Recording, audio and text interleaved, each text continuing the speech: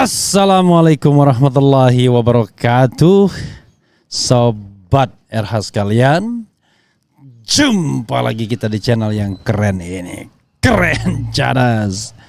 Ya sobat semuanya, kita memulai pagi ini yaitu bicara mengenai survei. Kenapa saya mengangkat survei ini? Saya katakan angka-angka survei ini makin menunjukkan kita harus ngakak dengan hasil-hasil survei. Harus bertanya, harus tidak percaya. Kenapa begitu? Kalau angkanya begini berarti Ganjar Pranowo terjun bebas surveinya, bayangkan ya. Tapi apakah kemudian akan dikatakan, oh beda antara satu survei dan survei lainnya? Lah kalau makin beda itu makin menunjukkan bahwa tidak ada konsistensi survei.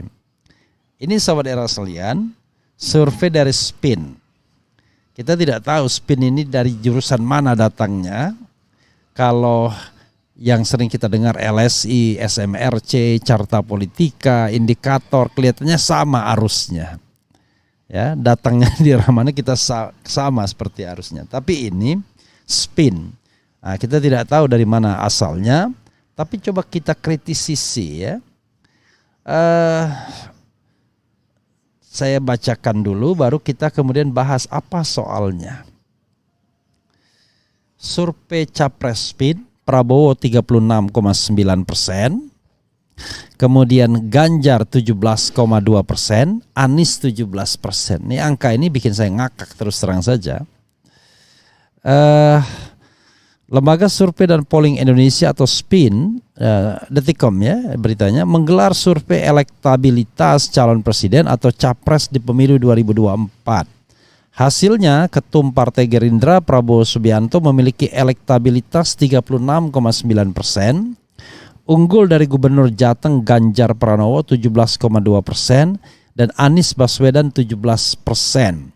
Survei ini digelar dari 27 April hingga 4 Mei 2023 dengan melibatkan 1.230 responden. Survei dilakukan dengan metode wawancara via telepon atau smartphone. Sampel survei diambil secara acak atau random digit dialing dan simple random sampling. Adapun margin of error survei lebih kurang 2,8% dengan tingkat kepercayaan 95%. Apa maksudnya nanti kita jelaskan. SPIN melakukan simulasi head to head 3 capres yang sampai saat ini sudah pasti maju di pemilu 2024. Para responden ditanyakan seandainya pemilu serentak dilaksanakan hari ini, siapakah dari 3 calon presiden berikut ini yang akan Anda pilih? Berikut ini hasil survei head to head capres 2024. Prabowo Subianto 36,9%, Ganjar Pranowo 17,2%, Anies Baswedan 17% dan tidak menjawab 28,9%. Oke, itu pertanyaan 3. Lalu ada juga pertanyaan tertutup. Kemudian lembaga survei SPIN juga memberikan pertanyaan secara tertutup terkait calon presiden. Sejumlah nama diajukan kepada responden. Para responden pun diberi pertanyaan seandainya pemilihan presiden dilaksanakan hari ini, siapakah calon di bawah ini yang akan Anda pilih? Hasilnya elektabilitas Prabowo Subianto berada paling puncak dengan 33,2%, disusul berturut-turut Ganjar Pranowo 17% dan Anies Baswedan 16,6%. Jadi ingin mengatakan dan lain-lainnya itu ya memilih 7 sosok lainnya, mungkin 7 ya, 1, 2, 3, 4, 5, 6, 7, 8, 9, 10, 11, 12 sosok lainnya. Artinya dikurangi 3 jadi 9. Berikut ini elektabilitas Capres 2024. Prabowo Subianto 33,2%, Ganjar Pranowo 17%, kemudian Anies Baswedan 16,6%, Erick Thohir 4,5%, Ridwan Kamil 3,5%, Hovifah Indar Parawansa 3%, kemudian AHY 2,6%, Mahfud MD 2%, Puan Maharani 1,8%, Sandiaga Uno 1,4%, Caimin 1,4%, kemudian Erlangga Hartarto 1,4%, Andika Perkasa 1,2%, dan tidak tahu tidak jawab masih lebih banyak 12,5%. Oke, sahabat RH sekalian, apa yang ingin saya katakan? Oke, ya, nanti kita tampilkan survei atau polling yang kita lakukan, dan kalau ada lembaga lain juga ya, Jido ya, coba kita bedakan, kita lihat selama proses pembahasan. Tapi kalau tidak juga nggak apa-apa. Tapi polling kita tampilkan. Sekedar gambaran, sobat RH sekalian, RH Channel itu melakukan polling misalnya, dan angkanya jauh sekali. Kalau tadi berapa surveinya diikuti oleh Sokol 1230 responden yang katanya dengan metode ilmiah. Oke lah, ini polling dengan metode yang tidak ilmiah, yang suka-suka barangkali ya. Tapi yang jelas satu orang hanya bisa mengisi satu polling atau satu smartphone mungkin ya. Oke. Dan hasilnya adalah dari 141.000 yang vote ya so far ya selama 7 hari terakhir, Anies Baswedan itu mendapatkan 86%, Ganjar Pranowo 6%, Prabowo Subianto 8%. Jauh sekali ya.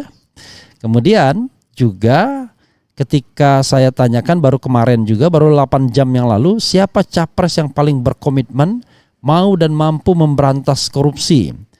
50.000 yang voting, angka yang besar juga. Anies Baswedan 89%, Ganjar Pranowo 5%, dan Prabowo Subianto 6%. Jadi kalau kita bicara konsisten, konsisten juga ini ada konsistensi angkanya. Kurang lebih ya. Karena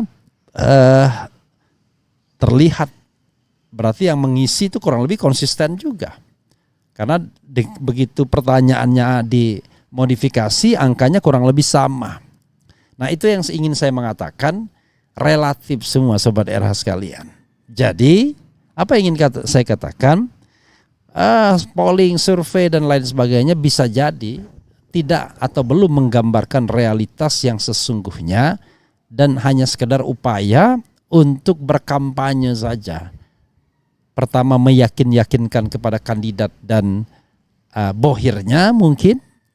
Dan yang kedua adalah meyakinkan masyarakat bahwa ini adalah kandidat yang memang potensial untuk menang. Kalau kita lihat angkanya misalnya, ya justru polling ini menampar Ganjar Pranowo. Berarti Ganjar terjun bebas.